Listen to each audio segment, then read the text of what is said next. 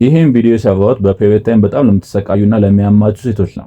በዚህ ህመም መስተጋግል የምታደርጉ ጓደኛ ካላችሁም ላኩላት። ይሄ ህመም ኪኒን ወይም ማስታገሻ በመውሰድ ህመሙን ከማላመድ ይልቅ ቤታችን ውስጥ ማድረግ በምንችላቸው ተፈጥሯዊ ግብአቶችና እንቅስቃሴዎች በመተካት ማህፀናችን አካባቢ ያሉትን መስሎች ማቀዝቀዝ ወይም ማረጋጋት ብንችል ተመራጭ ነው።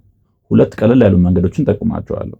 ተጓዳኝ በሽታ እስከሌለባችሁ ከህመሙ በፍጥነት ጋብታና እረፍት ይሰጣችኋል። ይህን ቪዲዮ መልሳችሁ ላታገኙ ስለምትችሉ ላይክና ሴቭ እያደረጋችሁ ተከታተሉት። ለሚጠቅመው ጓደኛችሁም ሼር አድርጉ። ወደ መንገዶቹ ስንገባ የመጀመሪያው ውሃ በማፍላት ሂት ባግ ውስጥ በመጨመር ለ20 ደቂቃ ታችኛው የሆዳችሁ ክፍል ላይ ማስቀመጥ ሲሆን ሂት ባግ የለንም ካላችሁ ደግሞ ንጹህ ፎጣ መጠቀም ትችላላችሁ።